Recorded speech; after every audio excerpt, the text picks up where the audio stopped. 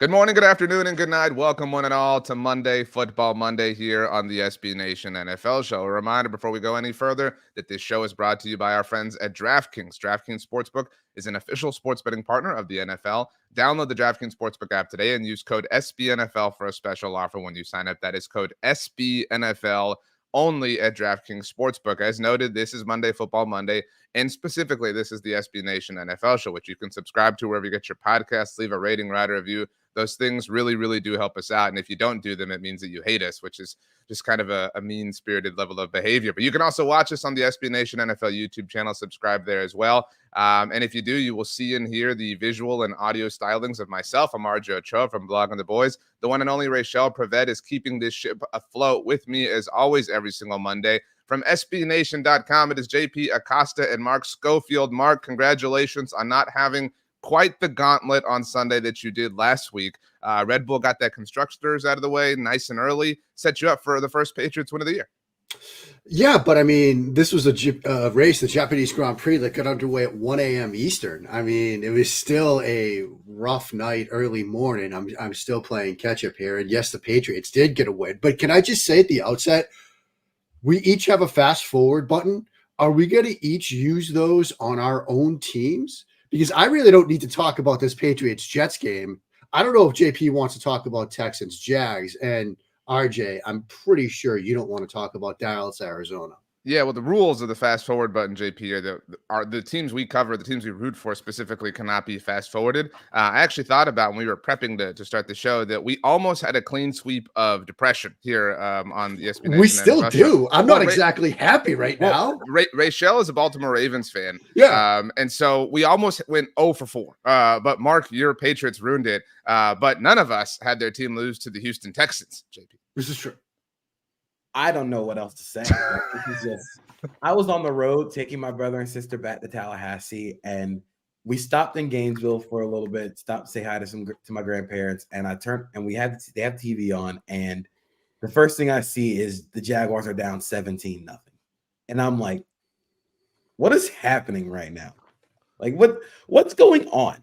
So then we get back on the road midway through, about at the halfway point between Gainesville and Tallahassee. I get the notification that Andrew Beck, the fullback, scored on a kick return touchdown. It was beautiful. A kick return by a fullback who ended up running the 10th fastest speed in the NFL this season. Getting dusted by a fullback, dude. This is an embarrassing loss. Like, embarrassing considering where you were supposed to be at the beginning of the season compared to now. This is arguably one of the most paper tiger teams in the league right now. Week 3, exposed maybe some frauds, maybe some paper tigers. Week 3 provided a lot of content if you're in the Taylor Swift game, obviously. I saw our friend Pete Sweeney tweeted early Sunday. They'd written something at Arrowhead Pride about kind of a 101, I guess, on the relationship. I don't use that word as heavily as everyone else has, but between Travis Kelce and Taylor Swift, and Pete tweeted that it had done 20,000 hits in just the morning yesterday. So again, kind of an indication of where we are as a football loving society. It's a tough day around here, but we have to power through it because that's what we do. Mark, I guess we should start with Sunday Night Football. I guess that's kind of our weekly tradition. The road teams have won all 3 games. The Pittsburgh Steelers, the latest one, 23-18, the final score. Not that fun of a game, but I mean, it was. How does Josh McDaniels still have a head coaching job this morning? Did you hear what he said after about? I did, and that's the reason why I'm asking that question. Explain it, please. You're down 8 with about 2 minutes and 22 seconds left. You've got a 4th down decision well inside the red zone. You need at this point 8 points, a touchdown, and a 2-point conversion. You need to get a stop on defense. So what do? You kick the field goal. And what does that change? Absolutely nothing, because you still need a stop on defense or an onside kick return recovery and a touchdown. Like, I do not understand. And his reason, I was thinking about possessions and getting extra possessions. No, you had already got a touchdown and gone for 2 earlier in the game. I do not understand this one at all. JP, just quickly, there is the proverbial tweet that goes out in moments like this. I'm paraphrasing, but it's like, nothing like making a 1-possession game a one possession game. Like that's exactly what this was. And this is one of those things that, like, I'm not going to say that we're outfitted to be NFL head coaches, but like if you have spent 100 hours in your life playing Madden, you understand these basic concepts. And it's kind of amazing that Josh McDaniels does it. The funniest thing about this is that the Raiders scored a touchdown and went for 2 on the possession before this to cut it to an 8-point game. So what changed? What happened in between those 2 drives that was like, yeah, we're going to make a 2-possession game a 2-possession game still? Like, what? Even if you were to kick, even if, like when Mark said, you kick the field goal, you got to get a stop on defense, and now you have to score a touchdown. You go for it, score, and tie the game. All you need is a stop, and you can kick a field goal to win. Yeah. You don't have to go and score. Now you just made it a whole lot harder on offense that didn't look like they had anything easy going for them. Jimmy G, every time he held the ball for longer than 2 seconds, you start to hear the Sonic drowning theme in his head, like the yeah, you started to hear that every time he had the ball for longer than 2 seconds. Josh McDaniels can scheme up a good offense. He is not a good managerial. He's not good at the managerial aspects of a game. That's been what's the problem for the Raiders these past 2 years. I mean, they were really bad in one-score games last year. They're going to continue to be bad in one-score games this year because they have a coach who decides to do this. He's a great offensive coordinator. Is he? I mean, like, I think so.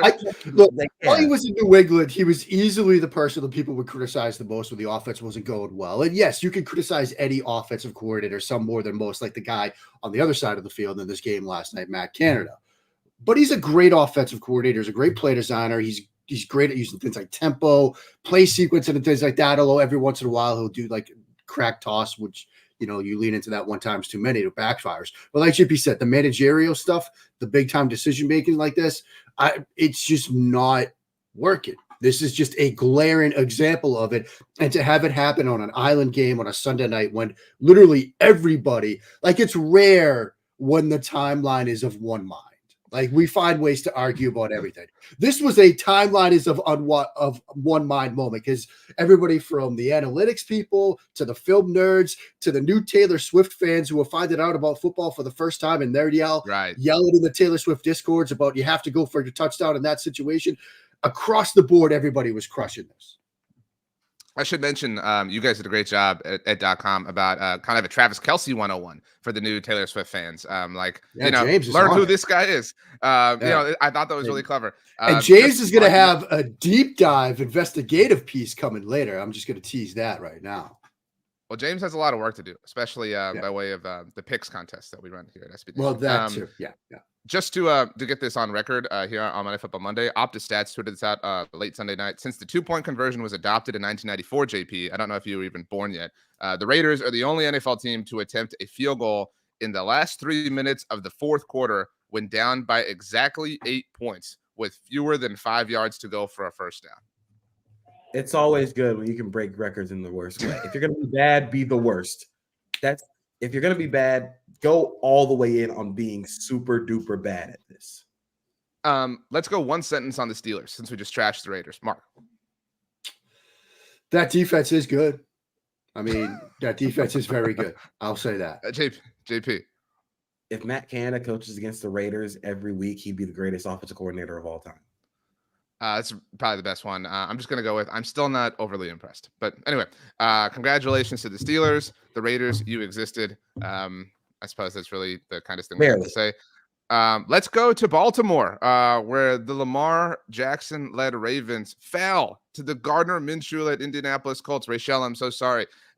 This was kind of embarrassing for the Ravens. Again, this was kind of a fraud week in the NFL, Mark. Went to overtime. And it just felt like the whole game, the Ravens tried to be a little bit too cute, and the Colts just kind of outlasted them just a little bit. Justin Tucker, shocker, missed a game-winning field goal in regulation that sent it to overtime. Kind of a sloppy game, kind of a rainy, misty affair, but still a bummer of a loss for the Ravens.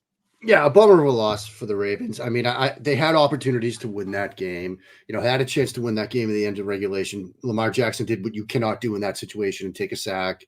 Like, it ended up being just a bit of a longer field goal try than he would have liked for Tucker as a result, and he came up short. And rainy, wet, miserable conditions at M&T Bank Stadium.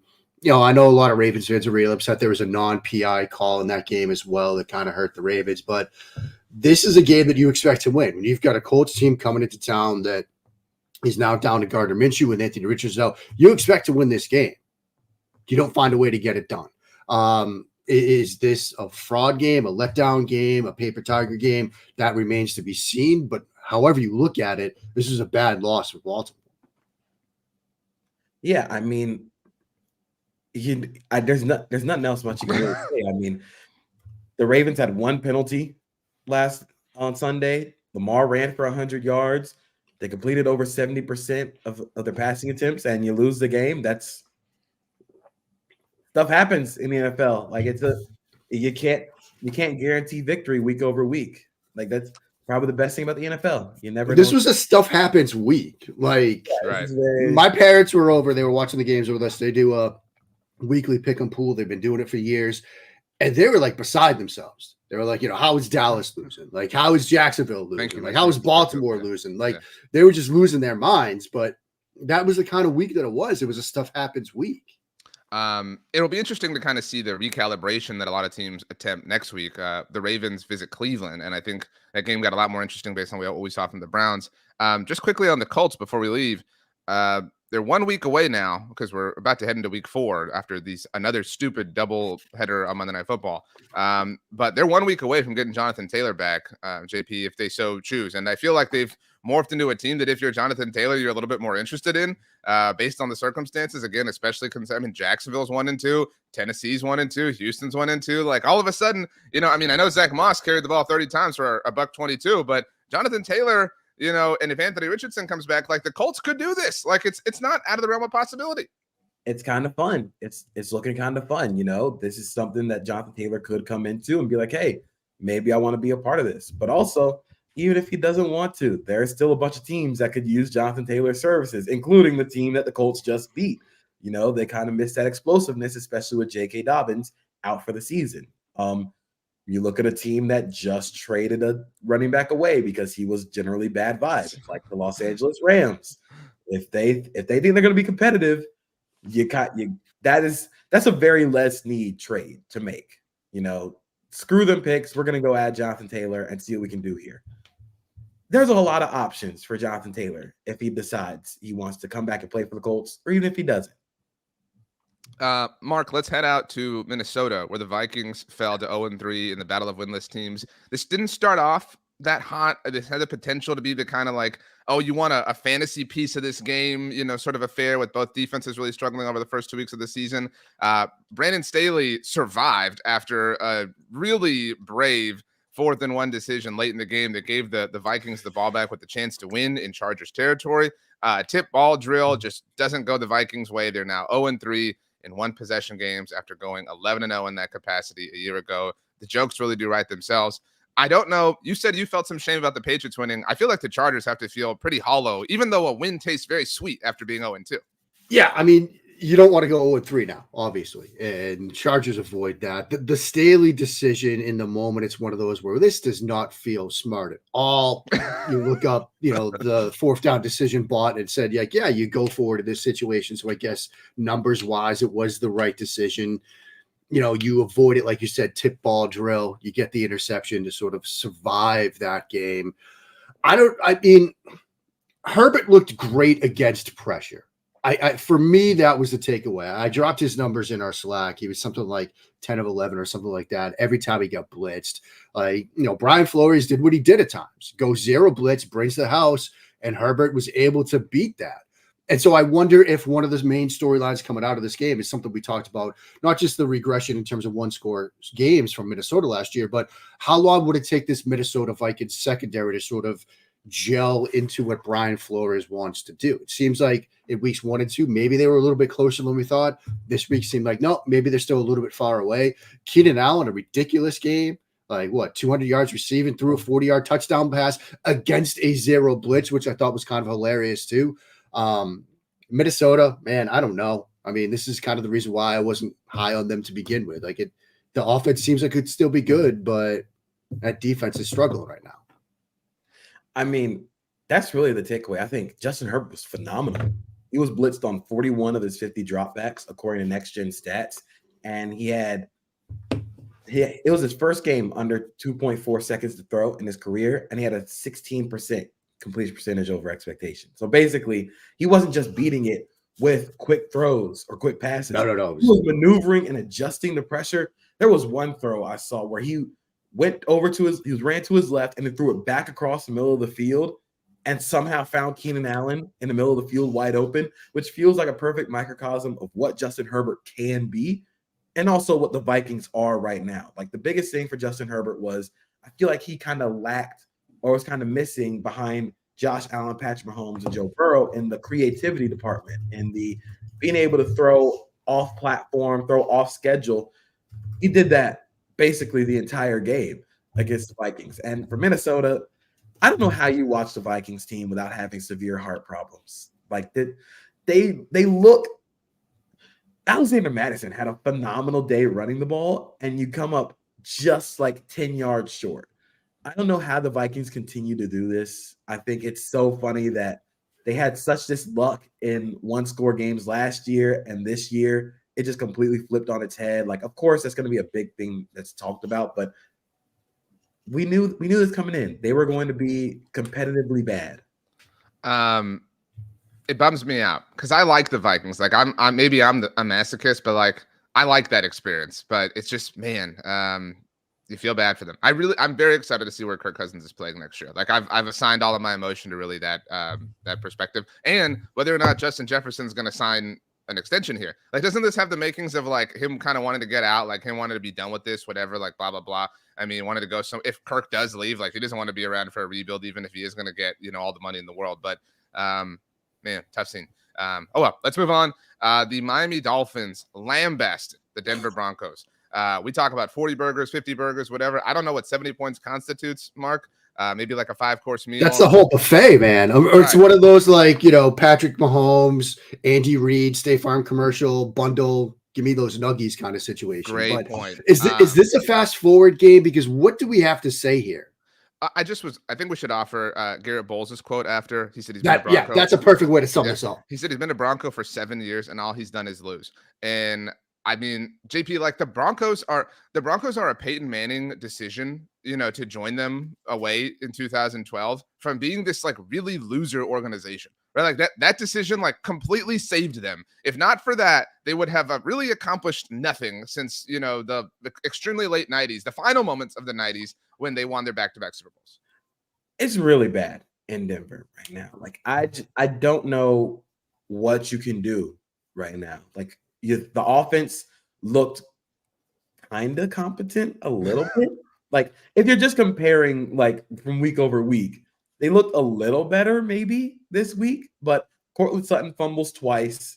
Russ has a tipped interception and the defense just got obliterated. Like you really can't say much else outside of Raheem Mostert and Devin A-Chain both have 4 touchdowns. So like, hey man, it's rough. It's rough. True or false for both of you? The Miami Dolphins are the best offense in the NFL. Like not just statistically, but like you're willing to land on that mountain. True. Right now, yeah. Okay. But they were at this point through 3 games last year. I actually saw a stat from like CBS Sports. Tua's numbers through 3 games this year are the exact same as they were through 3 games last year. The big question for this offense was something we saw last year. Okay, defenses are going to start figuring this stuff out like that. They'll start coming up with some answers for this. How does McDaniel respond to that? How does he like counterpunch to that? If he does a better job of it than he did last year, this team will remain the best offense in football. Right now, I think they're the best offense in football, but can they stay there is the bigger question. All right, so workshopping this name. Y'all tell me y'all do this stuff more than I do. Septua-vember. Like, you know what I mean? Because this is their time of year. Septua-vember. Something like that. September? Something like that. I think we can work with that. Y'all can take it and run. I don't think it's a final. I don't think it's final. We can drop that in wars. We'll get there. Y'all work on it. I'm just here to give you the meat. Y'all are the smokers and the barbecue pitmasters. There we go. Like that. So I'm just your butcher. JP, you're the first one to do the walk of shame. The Jacksonville Jaguars do fall at home. Not Duval, but do fall 37-17 to the Houston Texans. I I mean, I really don't know what there is to say. This was really rough. I mean, like you said, it was 17-0 at a certain point, and it was a comedy of errors, but it really looked like they got outclassed, which we didn't really expect from this Jaguars team, certainly against the lowly Texans. It was embarrassing. Like, this is the most, I'm not going to say it's the most embarrassing game that the Jaguars have played, because there have been a lot of those. But when you come in with the expectations that the Jaguars have and you lose like this to a Texans team that was missing a large majority of their starting defense and a large majority of the starting offensive line, and you couldn't get any pressure at all, like, now you start to look at, hey, this personnel that we have might not be good enough. And you knew that coming into this season, coming into the offseason. You knew you were going to have to make changes up front, and it didn't happen. Anton Harrison hasn't looked like it through the first 3 games of the season. It's been rough for Anton Harrison early because he's had some tough competition. But it's been rough. It's been bad. But there's no excuse for this team. There's no excuses at this point.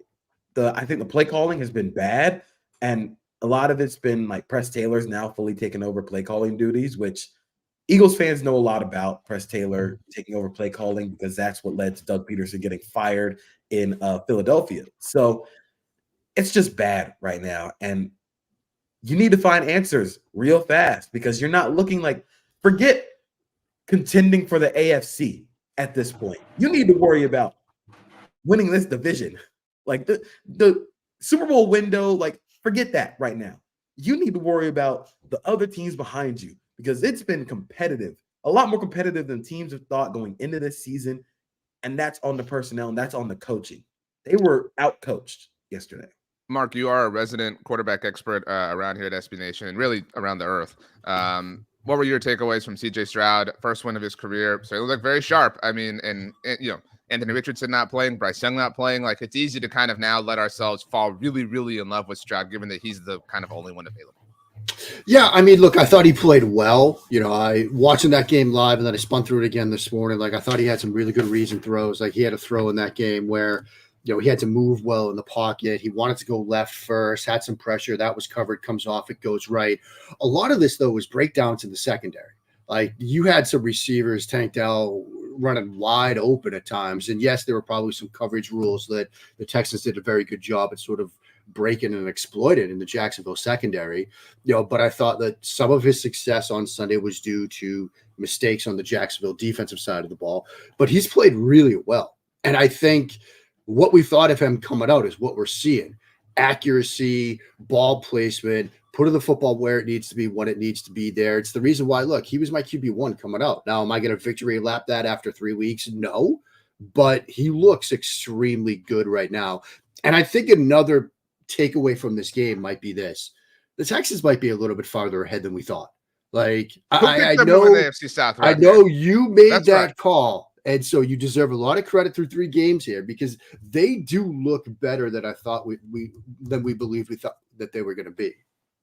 I think that they were just so bad for a very long time. It's difficult to like let go of that perception, right? So like even being just like competent is like this. Yeah, I mean, I think that's it. They're competent and competitive right now, and they are really moving in the right direction too. And I think for the first time in a very long time, and JP, you certainly know the division better than Mark and I, like I have faith in the head coach. I have faith in the quarterback, right? Like, I mean, when was the last time that was true? Like, I don't think anyone really ever had faith in Bill O'Brien. So it's difficult to like include that entire era. It's, you know, like, did anybody have faith in Gary Kubiak at any single point, right? Like this marriage, this pair, I mean, we're very, very early on, 3 games in, but like the compass is pointing north. And that's, you know, again, it's been a very, very long time since that has been the case in Houston.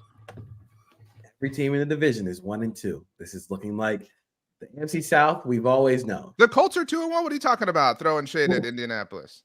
The Colts are leading the division. That's good to hear. Let me remind you that we each have a fast forward ratio. We didn't go over the rules last week, by the way, when you returned, but you have a fast forward too. So you can like silently hit it and then we have to roll through it.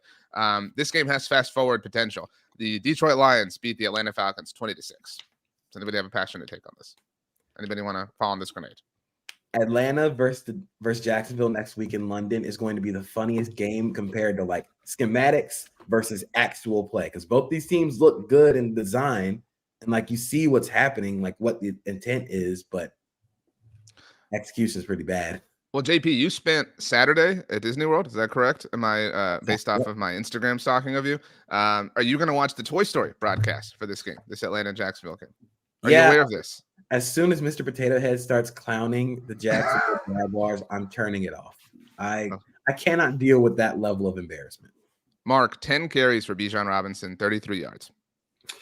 Yeah, I mean, that's not great. I mean, my Detroit's defense is good. There was a lot of that chatter on the timeline yesterday, and I certainly understand that. I think the bigger question of this game for me is this Desmond Ridder experiment, because it seemed like this. I had Jets Patriots on the main TV, and I had the multi-view on the other TV, and it seemed like every time my eyes went to the Atlanta offense, Desmond Ridder was throwing a hospital ball, and one of his receivers was getting up slowly after taking a hit to the chops. And I don't know. I mean, maybe they could still get this offense where it needs to be, but it does feel just through 3 games that in the hands of a better executing quarterback, this offense could be really dynamic, and it's not there yet. And it does feel through 3 games that QB's holding it back. I know that we're so quick to put Kirk Cousins on the Jets. How about Kirk Cousins on the Falcons? I heard Cousins to the Patriots next year, and I almost just walked off the edge of the earth. So Kirk Cousins, just the entire vibe of Kirk Cousins in Atlanta would be very fun. Yeah. Kyle Pitts did lead the Falcons in targets. I don't know that has ever happened over the course of his career. And he was running wide open on a post route, coming up a little bit gimpy on it, even though he was still wide open and Ritter still missed it. This is the George Bush mission accomplished meme. Yeah, I mean, led the team in targets. We're making progress. Indianapolis Colts, hand the banner. The Lions get back on track. I think we're still not out on them, but we're still kind of like, okay, you did what you needed to do. Let's, waters are stabilized. Let's calm down. Let's move on. Okay, so no fast forward there. Again, 4 still in our pocket collectively. The Cleveland Browns really had their way with the Tennessee Titans, 27-3. This was, I think Scott Hansen said it during the Red Zone experience that I think it's inarguably the best game that Deshaun Watson has ever played for the Browns. 27-33, 289, 2 touchdowns. Mark, after a really rough Monday night performance for him. Yeah, and I spun through this game this morning. He still had that inexplicable backwards throw, which was one of the funniest things I've ever seen. And even though this was his best passing game with the Browns, he still seems a step late on stuff. Like, number of throws in this game where, he's got receivers on comebacks, he's got receivers on stop routes, and he's just still a step late. Now, it could still be that he's just getting used to this offense. It does take time. I wrote about this last week, and a lot of Browns fans were like, well, he's been in the team for now his 2nd year. Like, how long does it take? It takes time, especially when you haven't played a full season of this offense yet. But it was the best they've looked. I also think Myles Garrett is just, I wrote last week about Starfield and Fred Warner and compared Fred Warner to a terramorph. I might have to do that again, just Myles Garrett, because he was just insane in this game. And they were doing like everything they could. 2 tight ends, a tight end and a tackle, a tight end to tackle, a running back, a tight end to tackle, and a couple of vendors from the stands. And it didn't matter. Like, he was all over the place. JP, just quickly, I will add, it will forever bother me, even though they've kind of fixed things that the Cowboys traded away Amari Cooper. He is so smooth. Like, he remains the smoothest dude in the world. There are very few NFL players who I just feel so at peace watching, and Amari Cooper is one of them.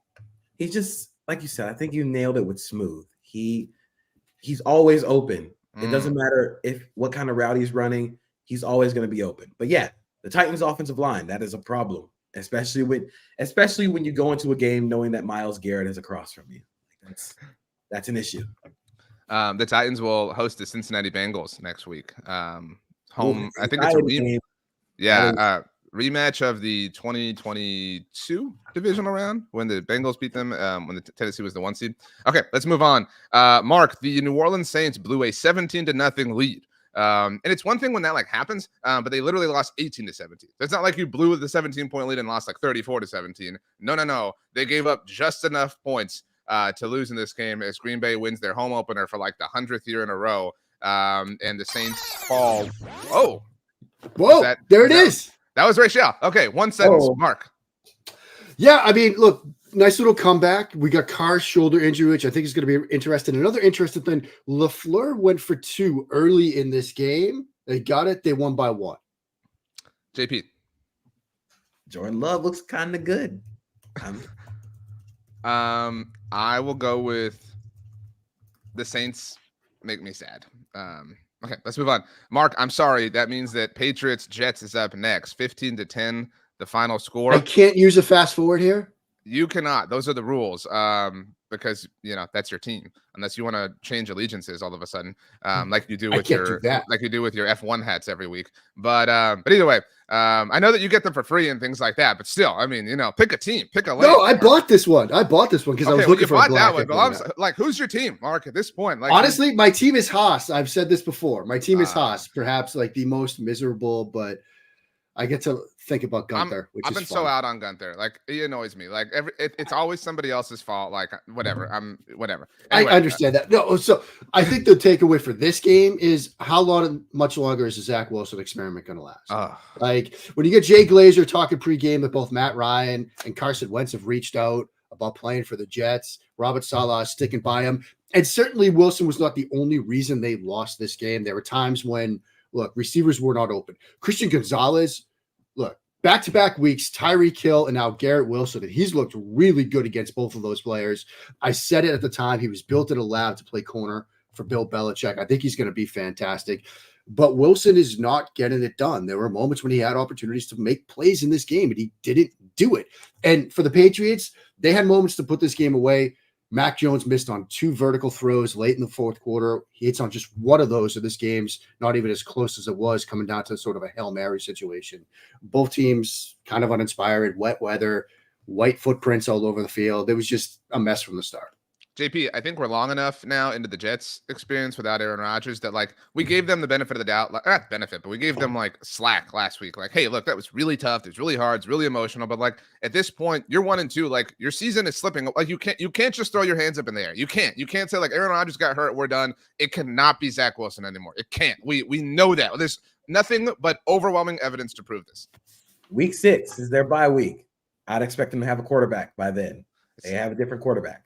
I mean, you can't put in a guy now. You can't take Matt Ryan directly from off the announcing stands into a game against the Chiefs or whoever they play within the next 3 weeks and expect him to be any better. Good news is that game is on primetime, so we get to watch this team on Sunday Night Football next week. Tough scene. Mark, quickly, there was some discourse about Mac Jones, dirty moment, whatever you want to call it. You're much more tapped in than we are. Is that the internet, or is there some potential truth to that? Is the jury kind of out here? Mac Jones has faced accusations like this in the past. Yeah, I mean, I think that's it. Since he's faced things like this in the past, there was the Brian Burns situation his rookie year, which, he's kind of say, look, and I thought he had the football, but he's sort of leg whip tackling him. It's not the first time we've seen moments like this and had discussions about this. Now, look, the Patriots homer in me is oh, he's a quarter, trying to dismiss it. But, this is we've had multiple examples of this now, of Jones facing accusations for sort of dirty play. So it's not a good look. Yeah, to your point, when you have the reputation, people are just looking to confirm things as opposed to, be a little bit more objective about them. So yeah, I mean, what was that Duke basketball player, Grayson Allen? That always had these Grayson things. Yeah. Who's Grayson? That always. What? But yeah, I mean, this is the kind of vibe I'm getting. Mac Jones is more accurate hitting nut shots than he is throwing passes 15 yards downfield. Where we will hit the full meme on Art just exploded on that one. We need him to do the Cascadia every time we touch thing that Grayson Allen and the whole Duke team. That's what we need from Mac Jones. So that's a great song. Anyway, the Buffalo Bills waxed the Washington Commanders. JP, you're getting the password on this. 37-3, the final score. One sentence, JP. Rumors of the Bills' death was greatly exaggerated. Mark. After this game, the Bills social media put out an image with a crushed can of Old Bay. And I understand that Washington technically plays in Maryland. Old Bay took some L's on social media because the Colts did it too. They had a whole Bay theme after they beat Baltimore. It makes more sense when you beat the Ravens. Crab cakes of football. That's what Baltimore does. This is the Washington Commanders. Yes, they play in Maryland, but it didn't quite track for me. Yeah, that's a great point. Like this, you have to take like a political shot. You know what I mean? Like if Yeah. you're going like that's we all have the understandable kind of like connections to things. That's good. Yeah. Good call by you. I'm not gonna offer. I guess my sentence is Stephon Diggs is really good. Like I think sometimes we forget that. Okay. The Seattle Seahawks beat the Panthers 37-27. Kind of a low key interesting game. Mark, you're hitting fast forward. Is that what you're doing? Might as well. Okay. I guess my one sentence is good job, Seahawks. Mark. Yeah. Look, good job, Seattle. Does Andy Dalton make this team a bit more effective? I don't know, but that discussion is going to start happening in certain corners around the Carolina Panthers. JP. That's a very stupid discussion. Play Bryce Young. Okay. We have 2 games left. We might as well do the Cowboys now. They lost 28-16 in the desert against the Arizona Cardinals. They have lost 7 of their last 8 games against the Cardinals. Kind of a weird bugaboo for Dallas. And they've kind of always struggled in this building. Not that it has anything to do with the grass and all that stuff, but like just kind of a weird house of horrors for them. I know obviously you both were busy, but the Cowboys were without Tyron Smith, who did dress, Zach Martin, Tyler Biadasz, and obviously without Trayvon Diggs, and just got absolutely worked by Josh Dobbs and the Cardinals. Jonathan Gannon was obviously a part of the Eagles team that ran right at Micah Parsons last year when Dallas went to Philadelphia, and they did that again. I mean, the mighty Cowboys defense that we were all ready to kind of sing songs about and put in the pantheon of the 85 Bears looked very, very mortal on Sunday afternoon, Mark. Yeah, I actually just put a piece up before we hit the record button here on what Arizona did offensively. And I think to your point, they ran at Parsons. Like their first big run was Josh Dobbs for 44 yards. And it was sort of counter read where you're pulling the guard and the tackle in front of James Conner and you're leaving Micah Parsons unblocked, which 9 times out of 10 is a suicidal decision. He's coming right to the mesh point. He sees the action. He's aggressive. He flows with Conner. Dobbs pulls it, runs right where he was for a 44-yard gain. The more touchdown where you've got no running backs, 1 tight end and 4 receivers on the field. You sort of overload one side and then you run right away. And you've got Marquise Bell lined up as a linebacker. And you can get your left guard climb into that level. I thought that was a great design. Cardinals did some really smart things, offensively in this game. You had sort of a field goal decision that Mike McCarthy made, which I know people are certainly talking about. Then you get the Dak interception in the end zone.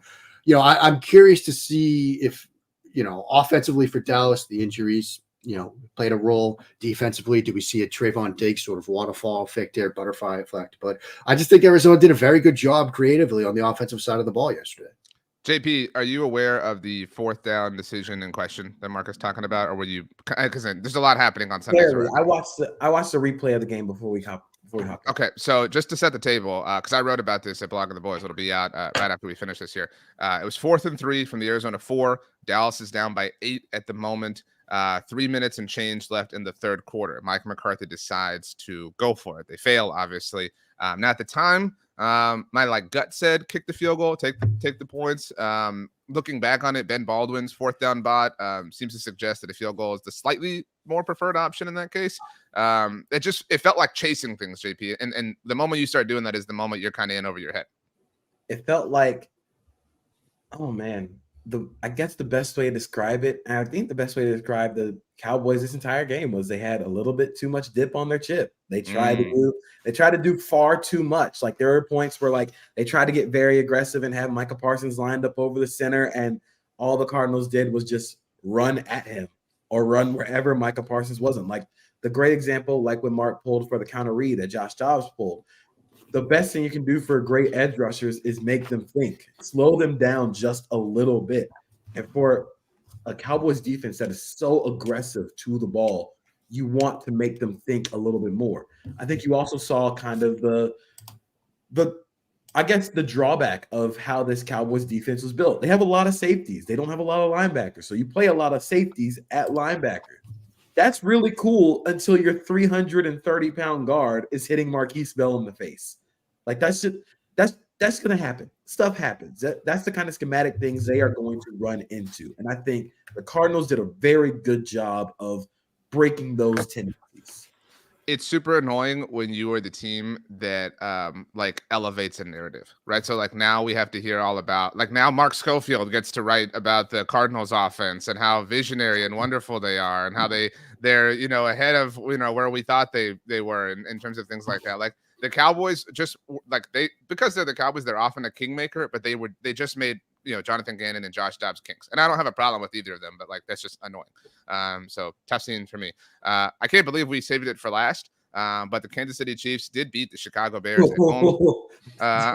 Do we want to use the last one here? Because I mean, this had the Taylor Swift stuff. I do think it's worth mentioning that there was I think we all thought the slight possibility that like, okay, maybe Justin Fields like is right. And maybe like he's going to be loose and come out and like drop this like bomb of a performance, even if they lose, because it is Arrowhead, it is the Chiefs, whatever. Like the Bears are I can't remember the last time an NFL team was this down this badly, Mark. Oh, I do. When was that? It was the Jaguars, Urban Meyer. Okay, well, that was some extenuating circumstances. Although, granted, there are some. There are extenuating circumstances here too. I mean, but like, if we just look at the football, like just the football, because you're right that like the Urban Meyer stuff, like at least you had things to feel excited about from a football perspective with the Jaguars, JP, and you had the hope of like, okay, like Urban's ruining the football, and that proved to be true. But like Mark, name a redeeming thing about the Bears' football operation. I literally cannot. Like, that's what I'm saying. Isn't anything. Like I was even thinking like some of the snaps on special teams have been good. Like that's all I could come up with. It's a bad situation right now. And like you said, look, you would hope that even if they got throttled, and so they got blown out, but Fields made some plays, whether it's garbage time or along the way. He had one play where he went 1-2, tucked it and ran and picked up a nice gain. And you're like, okay, this is what you want to see. And, Olsen's up with the booth saying, yeah, this is what Luke Getsy wants, like 1-2 and tuck and use your God-given talents. And then that seemed to go out the window. He still looks like he doesn't trust anything that's happening around him. And as JP mentioned, look, the Jets have a bye in a couple of weeks. Is Justin Fields the answer for the Jets? Because I even saw some chatter that maybe they should trade Justin Fields to the Jets, start moving on to the next page for the Bears. I don't know, but it's just, this is, as somebody that loved Fields coming out, this is a disaster. I can tell you this with 100% certainty. Whoever you bring in after Justin Fields is not going to survive in this infrastructure the Bears have going on right now. Luke Getsy is not a good offensive coordinator. I think what he did, I think I tweeted last week. I think Luke Getsy and the Bears overthought what happened in the second half of last year. Justin Fields' offense looked better, but he was taking a lot of hits. So they went, okay, you're never going to run the ball again, which takes away from the effectiveness of Justin Fields.